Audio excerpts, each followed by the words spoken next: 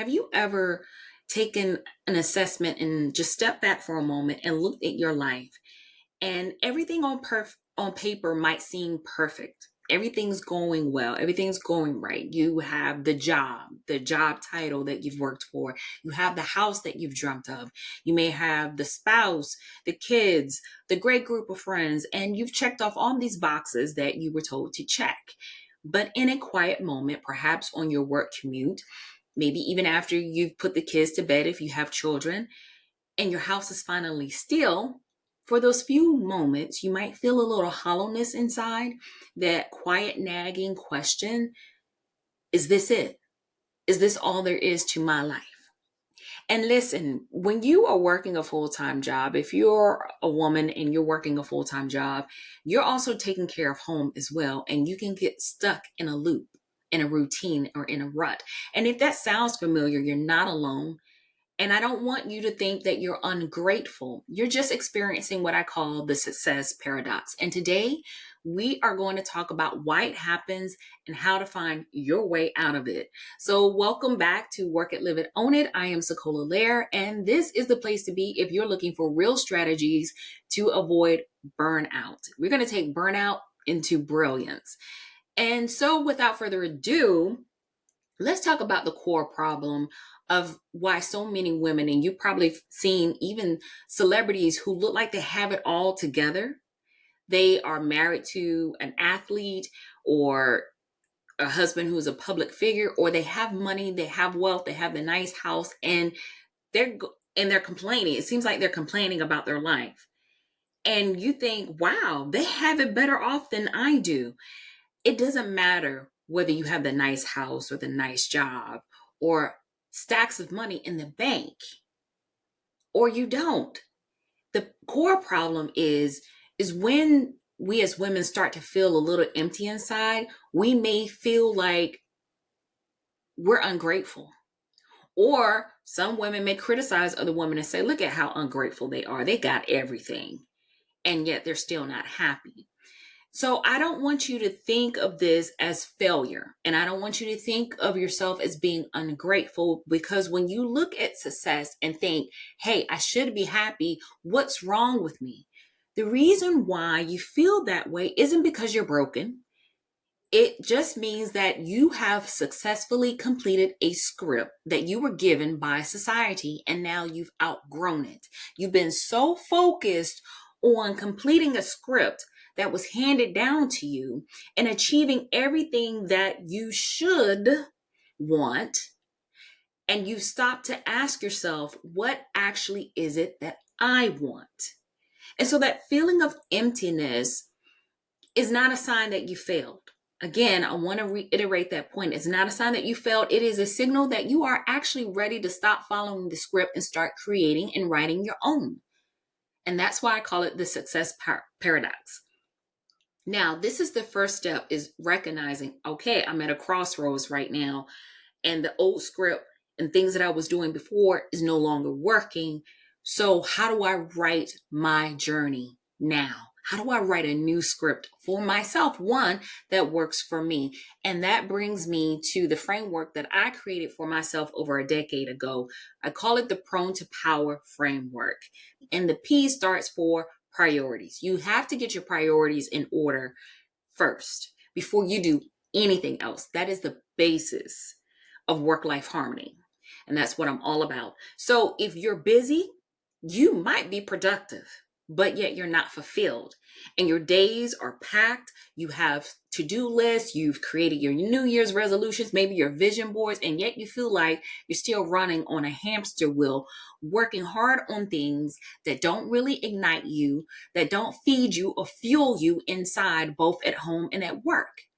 And this happens when there's a fundamental misalignment. And so when you're living according to what I call assigned priorities, these are the priorities of things that you were told that should be important instead of your authentic priorities. These are the things that genuinely matter to your soul. This is what feeds you.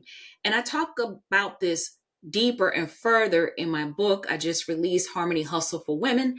You can find the link to that in the description below. That is a short, abridged version. The expanded edition will be coming out soon. Now, when you're talking about this misalignment, it is the root cause of so much of our burnout, believe it or not. And to reiterate that and to bring this point home, let's just use an example. Let's call her Sarah. Now, Sarah is a marketing director at a big tech company. She's well respected, got a great salary. Now, her assigned priorities were career advancement and financial security. And so what happened was with Sarah, there was this huge misalignment. And when we started working and together and started talking, we discovered that her authentic priorities was more about creative expression and actually having deep connection with her kids. And so her successful life was organized and assigned around her assigned priorities, which was actually starving her need, what she really truly desired. And her job left her no room for creativity, and it demanded so much of her time and her energy, it left her no time for her kids. So, in order to close that gap of the success paradox, it is important to get clear on what truly matters to you. And the solution isn't working harder, it is about aligning your work and your life with your authentic priorities. Now, you may say, hey, that sounds all well and good, but how do you do this? And listen, I'm not going to say that it's easy, because if I asked you right now what your authentic priorities were, you might draw a blank. I know I did. I know I would. Because if you've been so focused on your career and your family, everyone else's needs for so long that you've lost touch with the sound of your own voice, you can't think your way through your priorities. However, you can feel your way through your priorities. Here's what I mean. Your mind has been conditioned for years of what you should be doing or what you should have, but your body and your energy is going to tell you the truth. It's going to stand its ground, and your energy is going to be the most honest compass for you and tell you what's right for you. And I want you to conduct a simple experiment for 1 week. I call it the energy audit. Now, the energy audit is where at the end of the day, you're going to write down the answer to 2 questions. The first question is what is one thing today that gave me the most energy? And then what was one thing today that drained most of my energy? So, for example, it could be you sat in a meeting for a few hours. That could drain you. However, a 15-minute chat with a coworker about a creative idea or art project might light you up. It might excite you.